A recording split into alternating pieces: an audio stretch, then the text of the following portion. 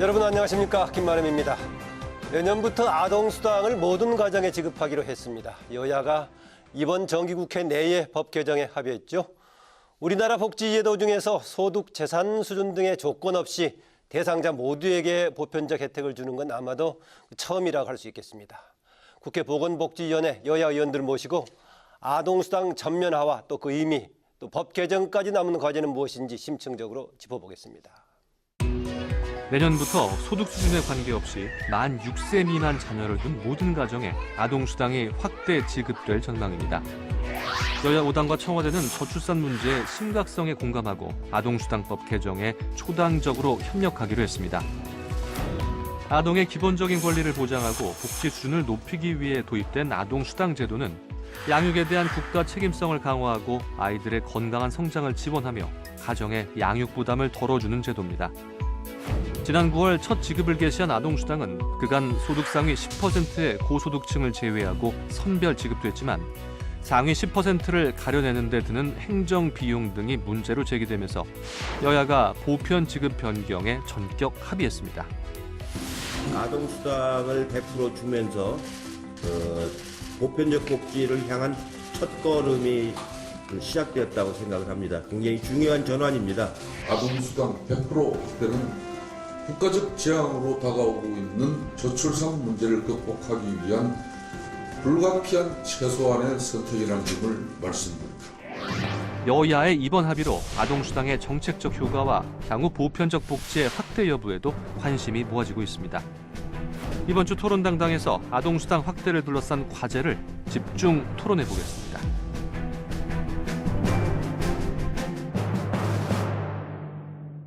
오늘 토론에서 나오신 분들 소개해드리겠습니다. 국회 보건복지위원회 소속이죠. 더불어민주당 전혜숙 의원입니다. 어서 오십시오. 안녕하세요. 네, 바른미래당 최도자 의원입니다. 어서 오십시오. 반갑습니다. 네, 민주평화당 김광수 의원입니다. 안녕하십니까. 네, 오늘 세 분 나와주셔서 고맙습니다. 두 분 여성 의원에 한 분 남성 의원이 오셨는데 서로 간에 2대2가 맞습니다. 예. 사회자가 치면. 아, 그렇군요. 저까지 포함하면 딱 예, 2대2네요. 예. 예, 이번에 여야 5당이 지금 이제 아동수당 지급 대상자를 전면으로 하기로 합의를 했었는데 합의를 하게 된 배경, 취지 종합적으로 들어보고 또 이야기 나눠보겠습니다. 먼저 전혜숙 의원님.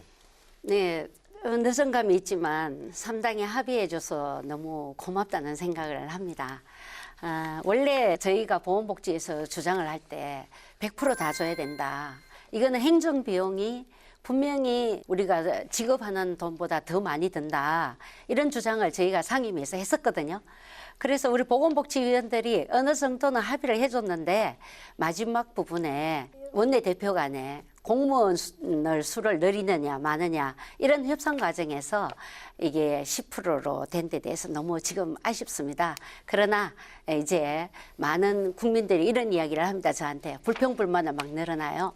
아니 왜 내가 세금을 많이 냈는데 우리 아이들에게 주는 건 안 주느냐. 맞벌이에서 돈 많이 번 사람들은 아이들 보모 비용도 더 많이 드는데 왜 안 주느냐. 저 옆에 집은 나보다 더 재산이 많은 것 같은데 왜 나는 빠졌느냐. 이런 불만이 있다는 걸 말씀드리고 싶습니다. 네. 그동안 보편적으로 지급하지 않는 것에 대한 불만들이 있어 왔다라는 걸 지적하시는데 되게 보면 복지를 둘러싼 여러 가지 입안 정책 방향에 대해서는 정당 간에 논란도 있고 합의가 쉽지 않았었는데 이번에 전면 합의했다는 것에 대해서 놀랍다는 평가를 하고도 있는데 최도자 의원님 소감 어떻게 보십니까? 네, 대승적인 차원에서 합의한 여야 지도부에게 감사드리고요. 그 결정을 환영합니다. 고소득층도 세금을 내는데요. 10%만 꼭 집어서 제하는 건 문제가 있다고 생각이 들었습니다. 이제라도 바로 잡힌 것을 기쁘게 생각합니다. 전국이 지금 경색돼 가지고 있는데요. 봐야 되겠지만 원안대로 100% 다 지급하는 안이 통과되기를 바랍니다. 최도자 의원께서 평상시에 이렇게 100% 이제 조건 없이 하는 쪽으로 생각하고 있었는데 마치 그 방향으로 돼서 아주 환영한다는 취지시네요. 네, 네, 김광수 의원님.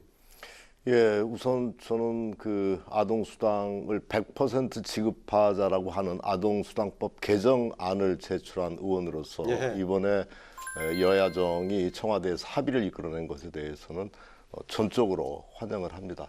사실은 뭐 10%를 선별하기 위한 행정 비용이 더 들어가는 것도 문제지만 예. 사실은 아동의 어떤 기본권 보장이라고 하는 국가의 기본적 책무를 방기하는 측면이 있었고, 또 한편으로는 그 10%에 해당하는 상위층의 어떤 조세장을 불러올 수 있는 부분들이 있었다, 아하, 이렇게 예. 생각을 합니다. 그래서 이번 합의가 이제 실제 그런 얘기도 있었습니까? 10%에 대해서 우리는 그런 혜택을 보지 못한다. 이야 그와 관련된 논의는 국회에서 없었죠. 예. 없었지만 어쨌든 간에 이제 이번 합의가 또 선별적 복지, 선택적 복지 이렇게 자유한국당에서 주장을 많이 해왔는데, 이게 이제 보편적 복지로 가는 그런 계기가 됐다는 점에서 좀 특별한 의미가 있다, 이렇게 생각을 네, 합니다. 김강수 의원님께서 그 100% 다주자는 예, 법안을 발의한 중에 한 발의하셨다고 분이라, 예. 하셨는데요.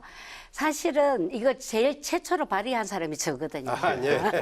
5세 이하의 아동들이 이제 저출산 문제가 심각하니까 월 10만 원씩 주자고 제가 최초로 발의한 사람으로서 이번에 여야가 다 합의해서 원안대로 가는 데 대해서 저도 굉장히 기쁘게 생각하고 있습니다. 네. 네, 지금 세 분 다 애초에 100% 차별 없이 하는 것에 대해서 바람직한 방향으로 생각했던 부분이어서 조금 논쟁의 여지는 없어 보입니다. 최도혁 의원님, 기존에 왜 그 차별적으로 90% 한정해서 지급하기로 결론은 통과가 됐던 10% 정도 뭔가 구분하자라고 했던 분들의 이유는 당시 뭐였었나요? 보편적 복지에 대한 뭔가 좀 불편한 심정이었던가요? 뭐였나요? 그것만은 아니죠. 예. 저는 이제 상위 10%그 제하기로 결정한 것은 예. 단순히 그 예산 문제뿐만 아니었다고 생각합니다. 비용 문제보다는 원칙의 문제였다고 그렇게 생각이 듭니다. 예. 부가 편중된 나라에서 고소득자 상위 10%에게 예. 그 아동수당을 지급하는 게 옳은 것인가, 이런 의견도 또 분분했잖아요. 부의 재분배 차원에서 예. 바람직한 예, 방향인다는 예. 문제 제기가 그래서 있었다. 예산안 처리 과정에서 이제 집권당이 야당의 주장에 동의를 해서 예. 이제 10%를 제하고 우선 지급하는 걸로 그렇게 됐거든요. 예. 저 개인적으로는 이제 100% 주는 것을 동의를 했으나 이견 있는 또 다른 분들의 예. 말씀도 존중해야 되지 않겠습니까? 예, 그래서 이전에는 최도자 의원님 소속 정당에서는 당론에서는 100%는 당론이라기보다는 또 일부 의원님들 일부 의원님들이, 예. 우선적으로 상위 10%는 제하고 예. 90%에게 주는 것이 어쩌냐, 그런 얘기들도 있었죠. 예. 무엇보다 사실은 자유한국당의 반대가 가장 아하, 심했어요. 예. 그런데 이제 아동수당을 빨리 지급해야 된다라고 하는 어떤 시기적인 절박성, 필요성 이런 것들이 있었죠. 예. 그런 측면에서 보면 자유한국당은 사실 뭐 다 지급하는 것에서 무조건 포퓰리즘 정책이라고 굉장히 폄훼했던 입장이었거든요. 복지정책 일반에 대한 원칙이 좀 있었군요, 한국당이요. 그렇죠. 예. 그리고 이제 기본적으로 선택적 복지, 선별적 복지에 대한 개념이고 예.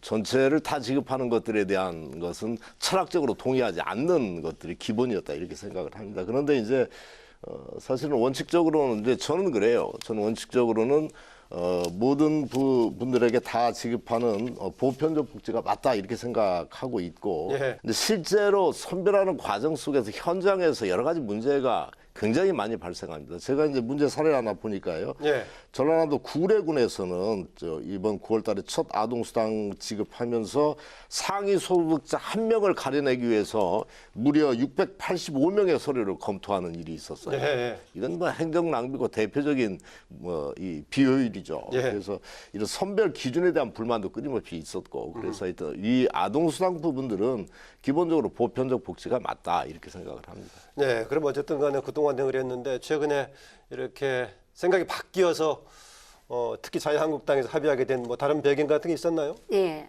원래 안은 자유한국당은 30% 상위 30%를 배제하자는 거고, 그럼 70%를 적용 대상으로 봤군요. 그렇죠. 예. 70% 정도를 적용 대상으로 보고, 저희는 이제 제가 내는 법안 그대로 이거는 100% 다 줘야 된다. 돈 있는 사람들 세금을 많이 내는데, 소득세를 냈는데 줄 때는 아이들을 적극적으로 많이 낳아라. 이런 저출산의 대책으로 우리가 10% 다 줘야 된다. 예. 왜냐하면 아동수당 자체가 아이들 출산 효과에 효과가 있다는 통계가 나왔습니다. 그래서 그렇게 하자 이렇게 됐는데 이 이제 양당이 첨예하게 부딪히니까 국민의당에서 그 당시 국민의당에서 그러면 절충안으로 상위 10%를 주자 이렇게 된 거지 10%에 대한 어떤 확실한 근거도 없는 상태에서 예. 된 거죠. 그 좀 사실은 어떤 면에서는 10%에 대한 기준이 명백하게 이렇기 때문에 10%가 아니고 협상 과정에서 일어난 예. 근거 없는 10%였다 이 말씀 드리겠습니다. 예, 양쪽으로 보자면 당시에서는 한쪽에서는 100% 그대로 하자 집권 여당 쪽이었는데 이렇게 얘기를 했었고 한국당 쪽에서는 70%였는데 최도장 의원님을 포함한 이런 분들이 중재하셔가지고 90%가 됐군요. 그다음에 사실은 아까 말씀드렸지만 아동수당을 빨리 매듭지어야 된다라고 하는 예. 국가적인 과제가 있었고 예. 그래서 어쨌든 이 문제는 국회에서 합의안을 내야 된다라고 하는 절박성 때문에 아까 전혜숙 의원님 말씀하셨지만 10%가 무슨 이론적인 근거가 있는 10%는 아닙니다. 예. 합의안으로 10%가 된 거죠. 예. 아까 그 김광수 의원께서 행정 비용 얘기하셨는데 저도 의원님 당시에 논의 과정에서 이렇게 행정 비용 같은 것은 생각 안 해봤었나요? 어쨌나요? 드는 비용을. 그때 당시는 이제 여당도 마찬가지로 정확하니 예. 행정 비용이 얼마가 든다라고 제시하지를 못했고요. 네. 저희들도 이제 아동수당을 주는 것은 동의를 하되 먼저 이제 그 선별적 복지를 할 것인가 보편적 복지를 할 것인가에 대해서 많은 고민을 했죠. 예, 한국당도 마찬가지고 저희들도 마찬가지라고 생각합니다. 야당에서는 거의 이제 처음에는 그렇게 생각했죠. 예.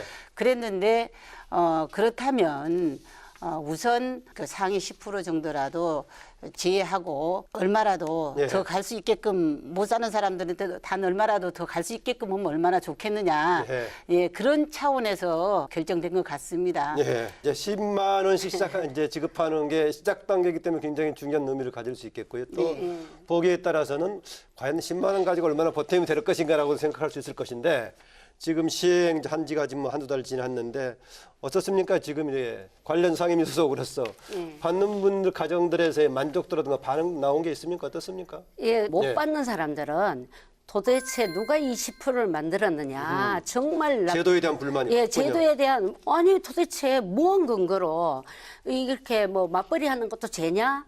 이런 이야기까지 나오면서 10%에 대한 기준도 모호하게 감정적으로 국회가 원칙 없이 이런 정리를 했다는 데 대해서 굉장히 그 젊은 부부들이 분노하고 있는 현장을 목소리를 저희는 많이 들었고요. 예.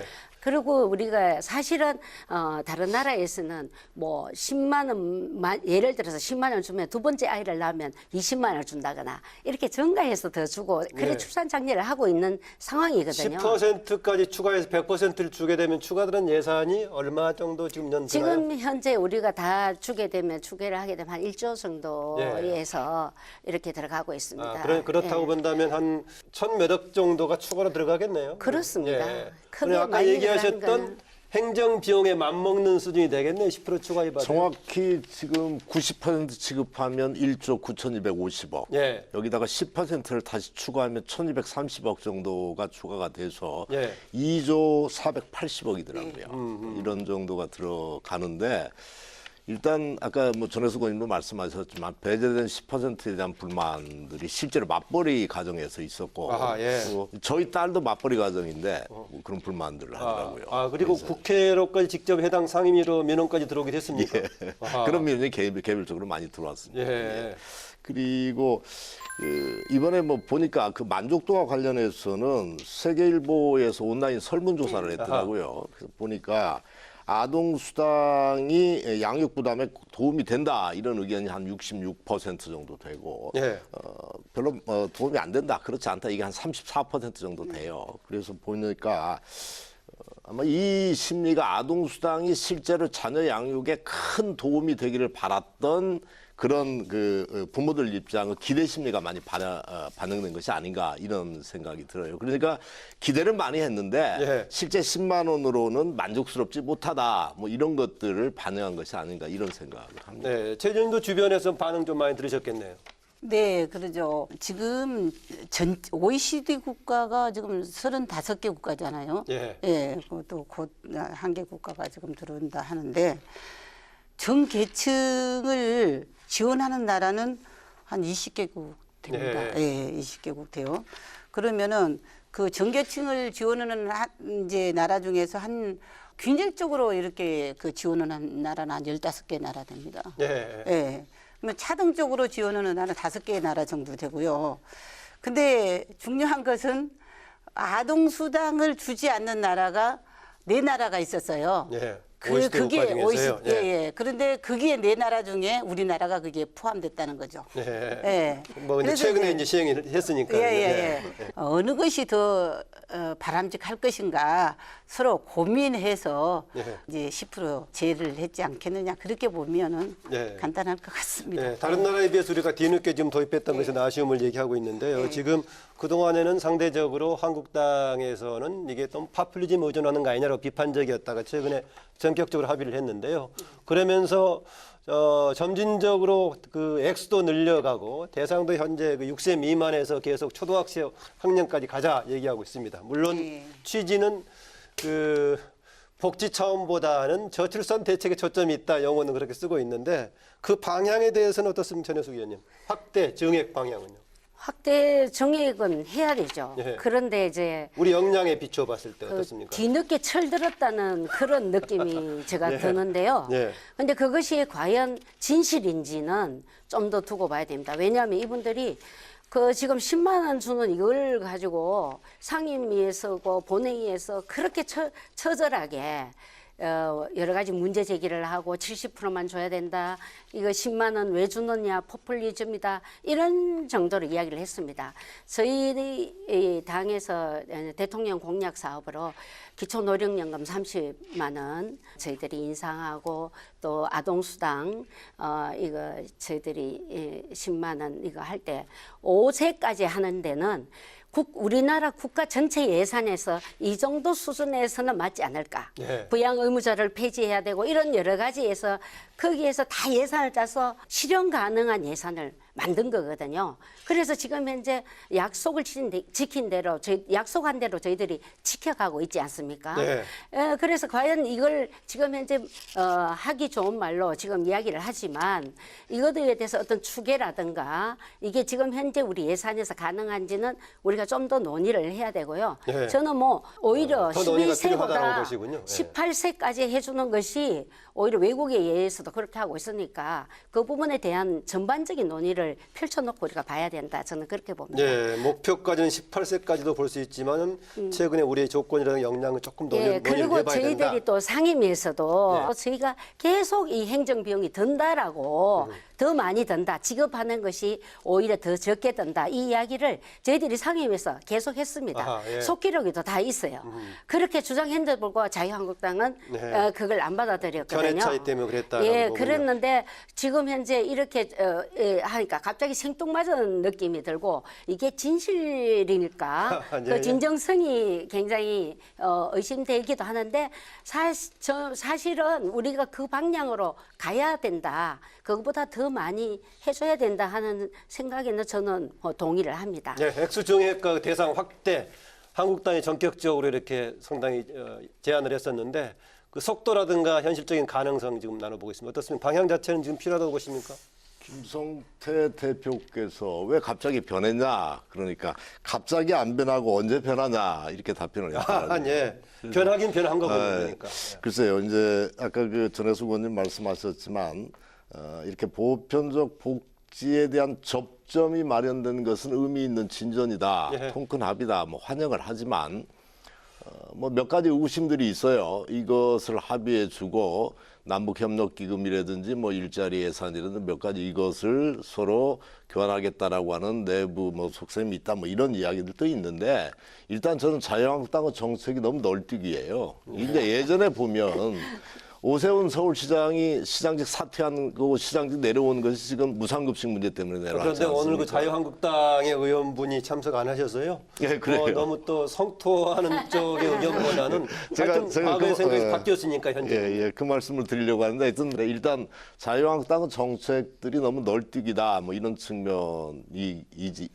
그리고 이제 뭐 그렇긴 하지만 어쨌든 이번에 이제 100% 지급을 합의했던 것은 통큰 합의다라고 다시 환영한다는 그런 말씀을 드리고. 예. 근데 이제 아동수당이 지금 뭐 더 늘려서 지급하겠다, 연령도 늘리겠다, 30만 원까지 늘리겠다 이랬는데 아동수당이 저출생 문제를 해결하는 만병통치약은 전혀 아니라고 생각을 합니다. 예. 그러니까 만병통치는 당연히 아니겠죠. 그렇죠. 현금다발을 지원한다고 해서 해결되는 그게 특별한 유인책이 될 수는 있겠지만 그걸로 모든 부분들이 해결될 수 있는 것은 아니다 이렇게 생각을 하기 때문에 네. 함께 자유한국당에서 무슨 신혼부부들이 결혼하면 살침 문제, 일자리 문제, 또 보육 문제, 교육 문제 함께 고민하는 그런 계기가 됐으면 좋겠다 이런 생각을 합니다. 예, 지금 말씀하셨던 저출산 대책, 종합적인 저출산 대책은 잠시 후에 얘기해 보기로 하고요. 최두하 의원님 방금 얘기했던 지급 대상의 확대 증액 그 속도에 대해서 어떻게 보시는지 그 질문입니다. 이미 언론에서 많은 평가를 분석해 놓고 있습니다. 그래서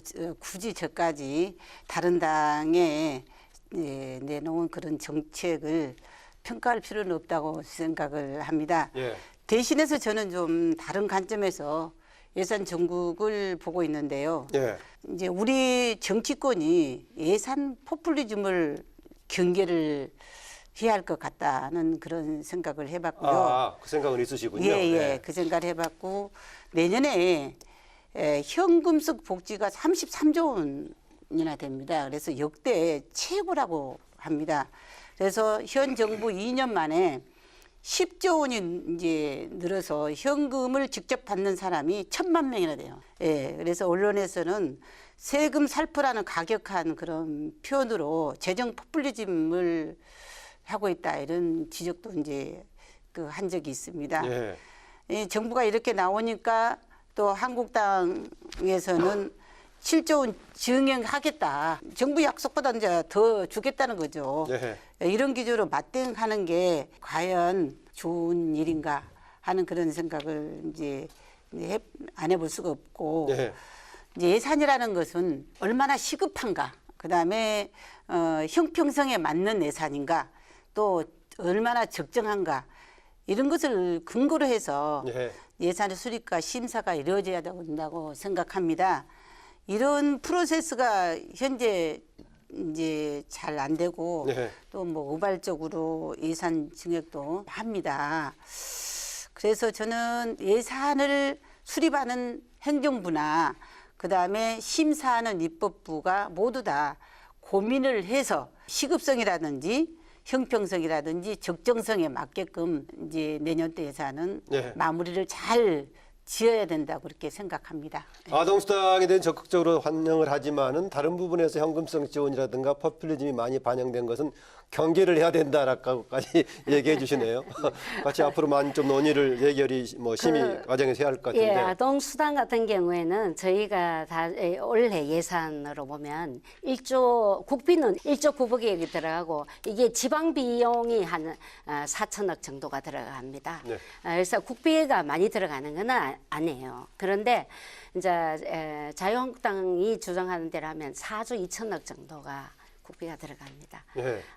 어떤 면에서 저희들이 지금 부양 의무자 폐지를 제가 법안을 내놓고 주장을 하고 있는데도 그게 국비가 엄청나게 들어가기 때문에 사실 정부가 이런 전체적인 예산 차원에서는 이걸 좀 아직 법안을 통과를 자제를 하고 있는 상황이에요. 예. 그렇기 때문에 우리가 이렇게 급격하게 올라가기보다는 차근차근하게 토론회를 통해서 과연 국가 전체적인 예산에서 이 정도가 적합한지를 이렇게 보는 것이 필요하고요. 보편적 복지라는 거는 소득은 많이 내는 거예요. 부자도 소득을 굉장히 많이 내고 부자들이 많이 내는 돈으로 가난한 사람들이 받는 거죠. 그러나 이렇게 아동수당처럼 전체적인 아이들에게 함께 저출산 대책으로 갈 때는 그것은 보편적으로 가는 것이 맞지, 그걸 가지고 포퓰리즘으로 치부하는 것은 맞지 않다. 저는 그렇게 생각합니다. 네, 어쨌든 간에 지금 이제 대상 확대라든가 증액 부분은 필요하지만은 아직 상임위에서는 구체적인 논의가 아직 안 된 상태군요. 네, 그렇습니다. 예, 그럼 뭐 추후에 논의해볼 과제다, 필요성은 인정한다라는 거였고요. 대신 지금 얘기하는 거 적어도 아동수당 정도는 보편적으로 하는 게 맞지 않느냐라는 것을 얘기하셨는데 세 분 다 그건 동의 인정하시는 것 같은데 박능우 장관 이번에 아동수당 전면에 놓고 우리나라 복지 사상 최초로 보편적 복지를 적용했다, 그런 점에서 의미를 둔다라고 했었는데 그걸로 보자면은 관련 유사한 다른 분야들 예컨대 청년수당이라든가 무상급식, 기초연금 이런 관련 분야도 그런 취지로서 전환이 필요하다고 보십니까? 어떻습니까, 김광수 의원님? 몇 가지 이 보편적 복지를 확대하는 이 속도는 네. 상당한 고려가 있어야 된다, 고려가 있어야 이렇게 된다. 생각을 합니다. 아까 최주다 의원께서 한 1,000만 명에게 너무 현금으로 많이 준다, 네. 뭐 이런 말씀하셨는데 사실 이번 이제 예산을 그렇게 평가하시네요. 예, 보니까. 그런 측면에서는 우리가 좀 따져보니까 OECD 국가 중에서 GDP 대비 말하자면 가족 관련 공공지출 비중이 한 1.32% 정도 되더라고요. 예. 근데 OECD 평균이 한 2.44% 되니까 저희가 한 1.1% 낮아요. 거기다가 이제 또 구체적으로 보면 공공지출 비중 중에 현금 급여, 돈으로 주는 거. 예. 이게 지금 0.18%입니다, 우리가 GDP 대비. 그것도 이번에 이제 아동수당을 포함해서. 예. 그렇기 때문에 OECD 평균이 한 1.25% 되니까 우리가 많은 건 아니다. 많은 건 아니다. 예. 그 말씀을 먼저 드리고요. 그다음에 이제 청년수당이나 뭐 여러 가지 문제들이 있는데 저는 이번에 뭐 경기도에서 청년수당 문제를 지사께서 말씀하셨잖아요. 지금 아마 예. 지금 이 배당을 시행하려고 사회보장법에 대해서 보건복지부에 지금 신청해 놓은 것을 알고 있어요. 예. 보건복지부가 답을 해야 될 상황인데. 자치단체하고 중앙정부와 광성이 문제가 확 명쾌하지 않아가지고 광성 논란이 있긴 하더라고요. 그렇죠. 그런데 이제 문제는 기본소득을 이렇게 배당할 경우 매년 소요되는 비용이 한 13조 원 정도 들더라고요. 예. 근데 이제 경기도 같은 재정 자립도가 좀 높고 여유가 있는 지자체들은 가능하겠지만 정말 재정 자립도가 낮은 다른 지역 같은 경우와 어떤 형평성 문제, 그리고 이제 전국적인 어떤 복지 균형이 파괴될 수 있는 문제, 예. 그런 문제가 있고요. 또 위화감 조성 문제라든지 또는 수도권으로의 인구 집중 문제도 예상될 수 있는 부분이기 때문에 이런 예. 것들은 중앙정부 차원에서 잘 조절을 해야 된다, 이렇게 생각을 합니다. 예, 아직까지는 뭔가 좀 검토에 조절할 필요가 있다. 특히 이제 중앙정부와 지방자치단체 간의 문제 같은 조절이 필요하다라고 얘기하셨는데 아까 제가 말씀드렸던 다른 분야의 대체로 보편적 복지 그런 인식의 전환이 필요하다고 보느냐, 그런 질문이었습니다. 어떻습니까? 좀 결론적으로 그렇죠. 봐서. 보편적 복지로 점차 전환이 돼야 되는 것이 맞다, 이렇게 예. 생각을 하고, 그게 지금 누리과정 예산과 관련해서 지급했던 것들이 아마 처음에 시초가 됐을 거고, 이번에 이제 아동수당이 전면적으로 시행되면서 예. 보편적 복지가 정착하는 그런 계기가 됐는데, 앞으로 복지의 전반적인 부분들이 기본적인 철학이 보편적 복지가 돼야 된다, 저는 그렇게 예, 생각합니다. 최우정 의원님께서는 아까 예산 등에서 약간의 현금성 지원에 대해서 조심스럽게 봐야 된다는 의견을 피력하셨는데 네.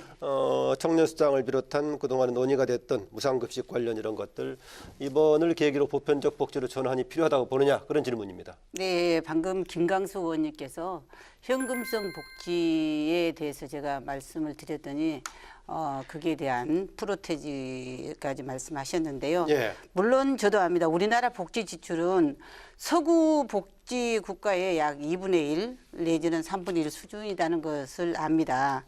그런데 그래서 복지 지출은 좀 늘릴 수 있는 그러한 여지가 있다고 봅니다. 그러나 현금성 복지가 이렇게 자꾸 늘어나는 것이 과연 바람직하겠는가 하는 것은 같이 심중을 기해서 논의를 더 많이 해봐야 된다라고 생각이 들고요. 예. 다만 복지를 선별이냐 보편이냐 이런 이분법적 그런 구분을 예. 이제 하는 것은 좀 소모적이다라고 생각이 듭니다. 사실 보편적 복지나 선별적 복지를 구분하는 것은 주요 쟁점이 아니에요. 네. 유독 정치권에서 정치적 편가르기에 이용하는 것 같아요. 예, 각각의 복지 제도는 역사성이나 필요성에 따라서 다양한 형태로 설계가 되어야 된다라고 저는 봅니다. 예. 개개적으로 보편적, 선별적으로 나눠서 볼 필요는 없다. 과도하게 정치화되는 경향이 있다. 필요라든가 여러 가지 역사적인 배경에 따라서 달리 적용하면 된다라는 예, 얘기를 그렇죠. 하셨는데. 뭐 예. 우리가 기초노령연금 같은 경우에는 그 소득이 그 높은 분들만을 빼고 지금 현재 국민연금도 없고 기초생활수급자 정도 수준에서 네. 노후가 보장되지 않는 분들에게 우리가 좀 드리는 거거든요. 그런 거는 이제 선별해서 드리는 거죠. 네. 복지정책이라는 게 아까 최도자 의원님 말씀한 것처럼 이분법으로 얘기는 할 수는 없는 거고요. 그 어떤 경우에 따라서 보편적으로 해야 될 경우가 있고 네. 선별적으로 해야 되는 경우는 있습니다. 좀 전에 우리 김광수 의원님께서 좋은 지적을 하셨습니다만은 아마 지방의 전주를 지역구로 두고 계시기 때문에 지방과 서울, 경기가 역차별이다 이렇게 재정 말씀. 여력 조건에 따라 다른 것도 고려해야 된다. 예. 그런데 사실은 우리 청년들이 분포가 서울, 경기에 제일 많습니다. 그래서 지금 지방은 노인 인구가 뭐 35% 정도 돼서 초고령화 사회 정도 들어가고 서울, 경기 같은 경우는 이제 고령 사회로 가고 있는 상황인데요. 이 청년들의 3포, 7포 이렇게 자기 인생을 포기할 만큼 심각한 상황에 있어서 현금 서비스가 아닙니다. 지금 현재 경기도와 서울에서 하고 있는 거는 카드를 줍니다. 카드를 줘서 당신이 직업을 그 새로운 직업에 가게 하기 위해서 6개월간 그 카드를 줘서 직업에 필요한 데 들어가는 돈을 의무적으로 영수증을 지금 청년수당 말씀하시는 예, 거죠? 예. 청년 그게 제초하고 있는 거예요. 현금을 그냥 무작위로 모든 청년에게 50만 원을 주는 것이 아니거든요. 그래서 당신이 지금 학원비를 얼마 냈으며 교통비를 어떻게 했으며 교재비를 샀는 게 뭐냐 이런 걸 카드를 통해서 제출하게 하고 있기 때문에 우리가 생각하는 그런 무상으로 막 50만 원씩 이렇게 주는 그런 상황은 아니라는 거죠. 제가 무작위로 다 돈을 준다 그런 의미에서 말씀드린 것이 아니고요. 절박하죠. 절박한 청년에게 취업을 보조하기 위해서 일정하게 국가가 지원하는 것은 찬성합니다. 단지 이게 지방정부 차원에서 하게 될 때 네. 국가가 지역 간의 형평성 문제를 고려를 해야 된다. 그런 의미고 그것은 국가의 중요한 임무라고 생각을 합니다. 그것은 어느 잘 사는 곳은 너 알아서 그렇게 하고 못 사는 곳은 완전히 국가적으로 빈익빈 부익부가 되고 국토 균형 발전이나 지역 평균이 깨지는 것은 안 되는 그 문제거든요. 당연한 말씀인데요. 지당하신 말씀이에요. 근데 사실은 2016년도 그러니까 그 문제를 국가가 조정하는 것들이 국가의 의무다. 그런 측면에서 말씀드렸다. 이 말씀 근데 드릴게요. 2016년도에 박근혜 정부에서 서울시에서 청년수당 주려고 하는 직업 정지를 내려서요. 복지부에서. 그러다가 2017년도에 와서 이게 아니다라고 생각하니까 지급해라라고 한 거예요. 예. 그러니까 지방정부가 먼저 앞서서 깨워서 먼저 한 겁니다. 이거는. 그 중앙정부가 원래는 해야 돼요. 김광수 의원님 말씀처럼 중앙정부가 해야 되는데도 불구하고 중앙정부가 안 한 거예요. 그러나 지방정부의 장이 우리 지역은 청년들이 많은데 이 청년들의 고통을 덜기 위해서 청년수당을 이렇게 하면서 이분들이 취업으로 가는 길에 우리가 안내를 하겠다는데 정부가 막은 거예요. 정부가 자기들이 돈을 지출해서 못할 것 같으면 장려를 해줘야 되고 그래서 더 받을 수 있으면 정부 돈으로 국비로 그렇게 전 지방을 다 하면 정말 바람직하죠. 네. 그러나 그걸 막아서는 안 되는 거고 비판해서도 안 되는 거라는 거죠. 네. 형평성 차원에서 앞으로 이후에 뭐 좀 지방 분권도 재검토하고 또 확대한다고 하니까 그런 것들 복지 지원에서 그렇죠. 어떤 면에서 어떻게 지방 할 것인가. 분권의 차원에서 지방 분권 차원에서 지방 정부가 잘하고 있는 것은 우리가 잘하고 있다라고 이야기해 주는 것이 필요하다는 거예요. 예. 물론 지방 자립도는 다 차이가 나는 거 아닙니까? 시도마다. 예. 자립도가 높은 데는 이제 서울시 같이 자립도가 이렇게 확실히 높은 데는 뭐 청년 수당을 더 많이 줄 수도 있겠지만은 낮은 데는 참 어려운 지게 사는 것도 그런데 상당히 그 좀 공평성이라든지 그런 점에서 좀 어려움이 있다고 생각합니다. 그래서 방금 김광수 의원님께서 예. 정부는 이것을 조정의 역할을 할 필요가 있다. 또 지방 자립도가 낮은 데는 정부가 어떻게 나서서 어떤 대안을 세울 수도 있고 그러지 않습니까? 그래서 앞으로 이제 청년 수당이라든지 이런 것이 그 효과가 많이 드러나면 예. 중앙정부에서는 확실한 조정의 역할 또 어떤 대안을 마련해서 지원의 역할을 해야 된다고 생각합니다. 그러면 우리가 1984년도에 스웨덴은 이미 청년의 실업을 구제하기 위해서 청년 보장 제도를 도입했는데요. 우리도 국회 차원에서 정부 차원에서 해달라고 한번 같이 손잡고 요구를 하죠. 예, 앞으로 뭐 논의 계속 많이 하시고요. 아까 얘기했다시피 기본적으로 어느 분야에서는 자치단체에서 먼저 선도해가지고 중앙정부의 정책을 이끄는 그런 측면이 있어 보이기도 합니다. 그랬는데 이제 여러 가지 재정 여건 등의 차이에 있는 그런 문제를 어떻게 좀 중앙정부가 조정해 줄 것인가 이것은 이후에 좀 과제가 될 것 근데 같습니다. 그게 이제 지방 같은 데는 노인 문제에 대해서 굉장히 예민하게 지원을 많이 합니다. 왜? 노인 인구가 많으니까요. 근데 이제 서울 경기 같은 경우는 청년 인구가 많으니까요. 그 지방의 특성에 따라서 인구의 특성에 따라서 자기들이 자체적으로 거기에 대해서 득점 사업을 하고 있는 거를 우리가 차별이다라고 얘기하는 것도 사실은 조금 과도한 게 김광수 아닌가. 의원님이 이제 농촌적인 가까운 지역에 살고 계시는데 전호수 의원님 그러면 저분이 절대로 지지 청년은 않습니다. 서울로 다 오고 지방은 연세드실만 살아라 이렇게 되는 건 아니죠. 그러니까 그 지역도 청년 인구 유출 문제 때문에 심각한 가슴앓이를 하고 있는 게 지역입니다. 그러니까 정부 지역이 차원에서 하자는 거죠. 청년들이 안착할 수 있는 조건들을 만들어주는 것이 지역 평등이고 문재인 정부의 기본 철학 아닙니까? 그게 지역 균형 발전이. 그런 측면에서 정부의 조정 역할들이 절실하다 이 말씀을 드리는 거예요. 특성은 인정하고 그리고 알겠습니다. 지방 같은 경우에는 중앙정부 차원에서 함께 하자. 이게 저는 답인 것 같습니다. 뭐 앞으로 아마 분권화 과정에서 그런 문제는 충분하게 논의가 될 수밖에 없는 그런 과제가 될 겁니다.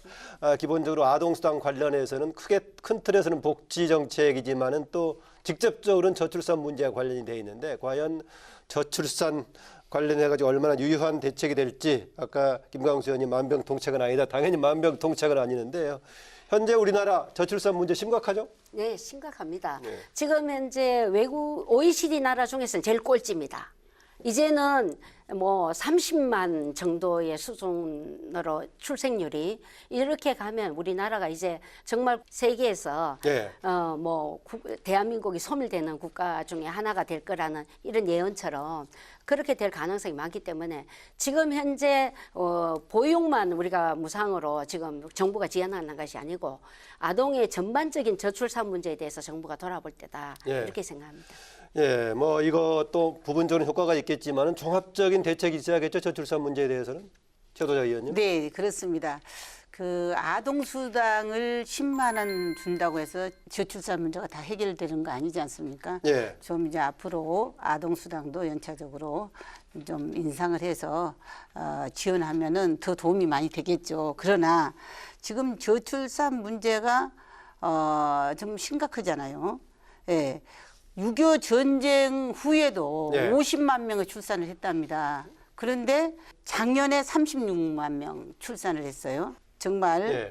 이거 문제인데 심각하다. 예, 아주 심각합니다. 근데 저출산 문제는 세 가지 저는 원인으로 생각하고 있습니다. 먼저 그 일자리, 일자리. 예, 그다음에 주거, 그다음에 양육이라고 생각합니다. 그러면 결국은 세 분야에 대한 대책이 같이 있어야겠군요. 그럼요. 예. 네. 그래서 근데 이제 일자리와 주거는 정부가 마음대로 하기가 좀 어려움이 있습니다. 그래서 경제 변수와 맞물려 있기 때문에 이제 직접적으로 정부가 개입을 하는 것은 좀 한계가 있고요. 예. 그 반면에 양육 문제는 나머지 두 분야에서는 정부 정책이 상당히 효과가 있을 것이다라고 보군요, 지금요. 말씀하신 육아 이런 분야라든가. 예, 일자리나 주거는 경제 변수에 맞물려 아하. 있기 때문에 정부가 직접 개입을 하기가 좀 어려움이 있다. 두 분야는 한계가 있다. 예, 네. 한계가 있다라고 생각하고요. 반면에 양육 문제는 정부가 정책 결정을 하고 지원을 하면 직접적인 그런 효과가 있다. 예. 그래서 상대적으로 단기간에 해결될 수 있다라고 봅니다. 그래서 저는 이제 아이를 낳으면 잘 키울 수 있고 또 잘 가르칠 수 있는 것이 가장 또 중요하다. 그래서 아이를 키우고 가르치는 것만큼은 확실히 좀 정부가 해결될 수 있도록 적극적인 지원책을 늘려갔으면 좋겠다는 그런 생각이 듭니다. 네, 예. 저출산의 배경으로 뭐 세 가지를 다 말씀하셨는데 일자리하고 주거, 양육했었는데 일자리, 주거가 근원적이고 근본적인 대책이 포함되지만은 정부 정책을 통해서 단기간에 해결하기는 한계가 있고 네. 초점으로서는 육아에서 교육에 이르는 양육 부분을 정부가 적극적으로 하면 효과를 좀 볼 거다라고 보시네요. 네. 문재인 정부가 그러시지는 않겠지만 예. 정말 저출생 문제에서 심각하고 국가적인 중대 사안이다 이렇게 생각하고 계시는지 좀 의문이 들었어요. 왜 의문을 제가 드십니까? 저출산 고령화위원회, 고령사위원회를 보니까 예. 6번 열으셨더라고요. 그런데 문재인 대통령께서 위원장으로 돼 있잖아요. 그리고 보건복지부 장관이 간사로 돼 있고, 그다음에 예. 뭐 국토부 장관, 고용노동부 장관, 뭐 교육부 장관 쭉 있습니다. 함께 위원으로 또 민간위원도 들어가 있고. 그런데 그 회의에 문재인 대통령께서 직접 주재하시는 것이 그 위원들 처음에 선임돼서 상견례 및 간담회 형태로 딱 한 번 회의 주재하시고 안 오셨어요.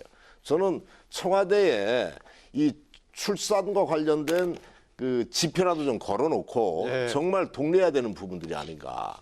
컨트롤 타워가 없다 이런 생각마저 들거든요. 그러니까 실제 저출산 문제가 어느 정도 심각하냐면 아까도 말씀하셨지만 2016년도에 40만 6천 명, 그다음에 2017년도에 35만 8천 명, 2018년도 2, 4분기 들어와서는 출산율이 0.97로 1% 이하로 떨어져 버렸단 말이죠. 정말 국가의 존망이 걸린 문제다.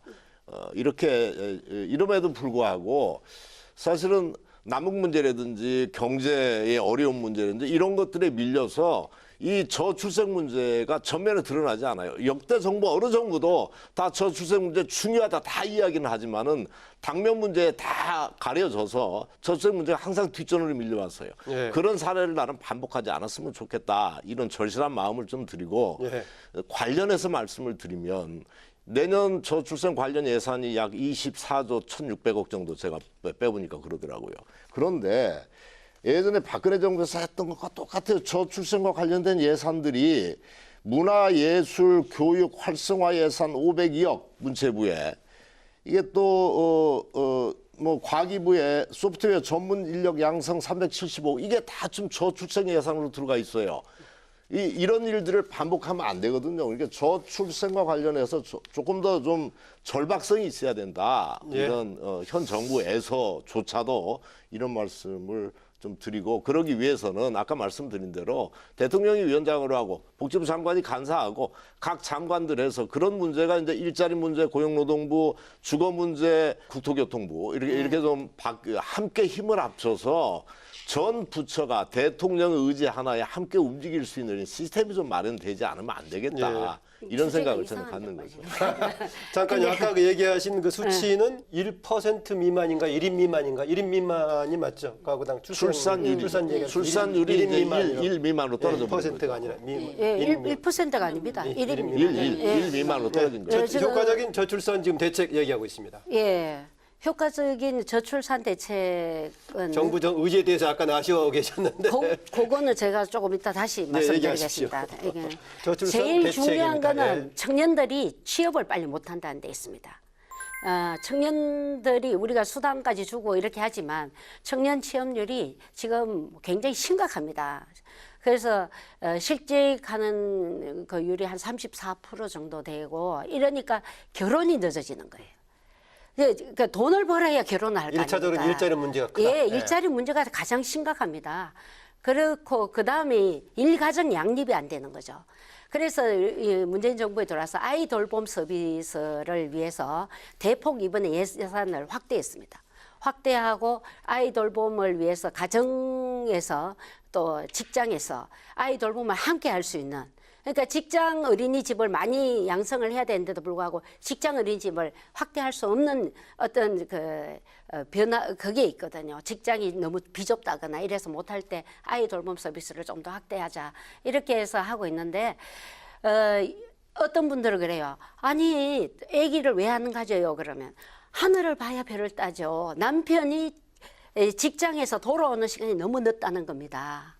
그래서 문재인 정부에 들어와서 지금 현재 하고 있는 것이 좀 52시간 근무를 하고 좀 일찍 가고 토요일, 일요일 쉬고 뭐 이런 이야기를 지금 하고 있는 건데 여러 가지 정책이 다 고려해서 나온 거다라고 그렇죠. 말씀하시군요. 그러니까 또 요즘은 직장을 예. 다 두 사람이 다 가지는 경우가 많지 않습니까? 남편을 보기가 힘들고 아내 보기가 힘드는 이런 상황에서도 저출산의 문제가 왔다는 거죠. 그래서 일가정 양립을 할 수 있는 아이 돌봄 서비스라든가 육아휴직에 대해서도 저희들이 급여를 지금 한 50%밖에 안 주거든요. 예. 이걸 거의 80% 수준이라든가 이렇게 올려줘야 된다는 거고. 그리고 그러니까 정책적으로 할 수 있는 분야가 많다라고 보시군요. 많습니다. 네. 그래서 우리가 이제 뭐 아이들의 뭐 교육비, 양육비 이런 부분에서도 그렇고요. 또 무상 급식에서도 부모들이 어머니가 아침에 이 가정의 육아 부담이 너무 많은 가사 노동 부담이 많아서 직장을 가는데 남편은 육아 부담이 얼마 안 돼요. 그런데 여성들은 아이들 도시락도 사줘야 되고 집안에서 빨래도 해야 되고 이런 부담들 때문에 경력 단절이 또 일어나고 이런 부분들이 그럼 나는 차라리 혼자 살겠다. 그래서 여성들이 자기 실현을 위해서 혼자 사는 여성들이 많아지고 이혼하는 여성이 많아지고 이렇게 되면 이게 저출산의 다각도로 문제가 심각하다는 거고요. 조금 전에 우리 김강수 의원님께서 네. 그 말씀하신 부분들은 과거 정부 때도 저출산 고령화 대책이라는 저출산에 관한 여러 가지 위원회들이 많이 있었고 대통령 직속으로 많이 했습니다.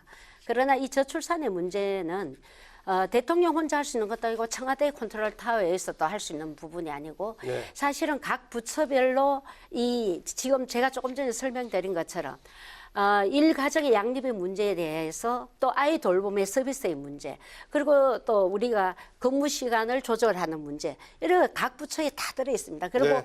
고용을 통해서 일자리 창출하는 문제 이런 부처가 다 있기 때문에 그 부분에 대해서 우리가 부처별로 열심히 또 하고 하고 있다. 이런 아니 해야 되고요.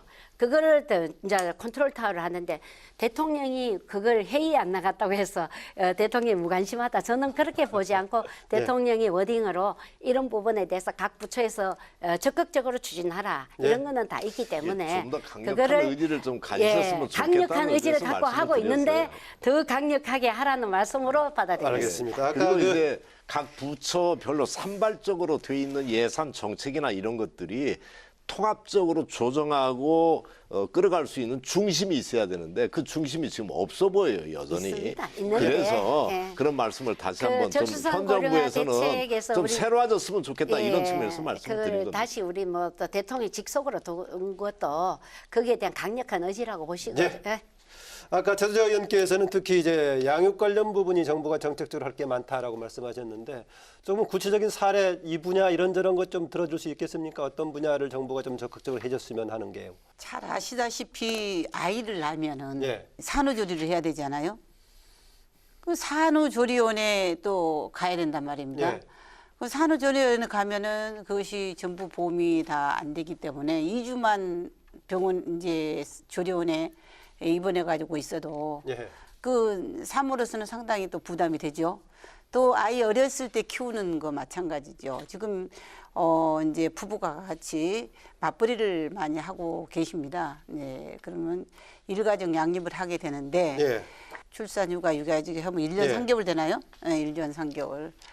1년 3개월 된 아이를 두고 출근하게 되면 누군가가 오셔서 키워주셔야 된다든지 아니면 어린이집에나 이렇게 보내야 되잖아요. 예. 그러면 그것이 정말 여력이 힘들죠. 예. 물론 무상보육 해가지고 정부가 보육료를 지원해주고 있지만은 지금 현재 민간 어린이집 같은 경우에는 차액보육료는 부모가 내고 있습니다. 그 차액보육료도 정부가 예. 해줘야 된다고 생각합니다. 무상보육을 하려면 전체적으로 무상보육으로 가야 되는 거죠. 예. 무상보육이다 그러지만은 실질적으로 민간 차액보육료는 부모가 내기 때문에 무상보육이라고 볼 수가 없고, 그다음에 지금 의무교육이 중학교까지 의무교육 아닙니까? 또 예. 고등학교부터 대학교까지 이렇게 뭐 지방에서 대학교를 보내려면은 지방대학교 바로 집 가까운 데 이제 보내면은 그래도 먹고 자고가 해결이 되지만은 예. 이제 객지로 가서 대학교를 보낸다면 먹고 자는 것부터 시작해 가지고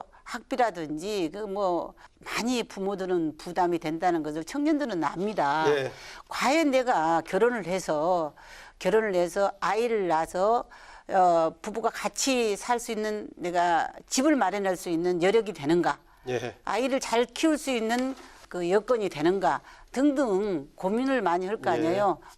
주거라든지 또 정부가 뭐 이렇게 단기적인 일자리를 많이 만들라는 것보다는 어떤 기업이 일자리를 많이 창출할 수 있도록 거기에 대한 지원책이 뭔가를 고민해서 일자리를 좀 많이 만들고 일자리 중에서도 또 안정적인 그런 일자리를 많이 만들어야 알겠습니다. 된다는 말씀을 드립니다. 네.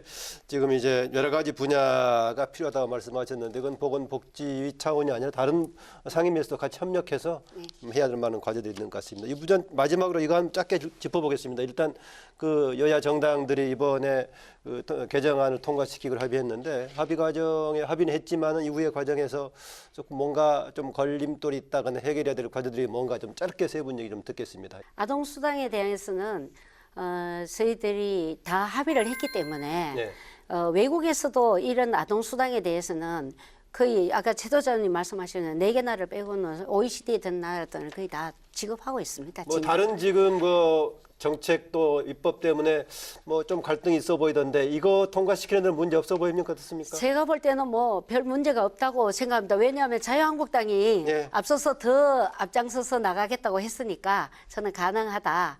다만 우리 바른미래당과 민주평화당에서 저희들 적극적으로 함께 하시면 가능하다. 저는 그렇게 봅니다. 예정대로 위반되는데 뭐 재정 등 문제 고려했을 때 별 문제 없으리라고 보십니까? 어떻습니까? 네, 한국당도 더 많이 주자는 거 아니에요? 더 많이 주자는 건데 지금 6세 미만 이 아이들을 아동수당을 다 지급하려고 하면은 2조 484억이 듭니다. 이제 그런데 지금 현재 정부 안에는 1조 9,255억 원이 담겨서 올라왔어요. 그래서 1,229억만 증액을 하면 돼서 현재까지는 저는 그 합의가 유효하다, 잘 될 걸로 그렇게 봅니다. 뭐 별 다른 의견 없으시죠? 이 분야에 대해서는? 네, 하여튼 뭐 입법 절차 그러니까 아동수당법 개정안이 국회를 여야 합의로 통과돼야 되고요. 그다음에 아까 저 여론조사 결과에서 나온 것처럼 국민들께서 도움이 되지만 그러나 만족스럽지 못하다라고 하는 것들이 기본이거든요. 그래서 다자녀가구 또 말하자면 2명, 3명 이렇게 나누는 것에 대한 가중치를 만든다든지 해서 가중치 조정은 좀 필요하다고 보십니까? 그렇죠. 아동수당을 조금 더 실질적인 혜택이 돼서 그것이 유인책이 될 수 있도록 조정하는 작업들이 저는 필요하겠다 이런 생각을 갖습니다. 네, 이제 마무리할 것 같은데요. 이제 보건복지위 이후에 남은 활동에서 주목해야 될 부분 또 관심을 많이 갖고 있는 부분 무엇인가 마무리 발언 듣겠습니다.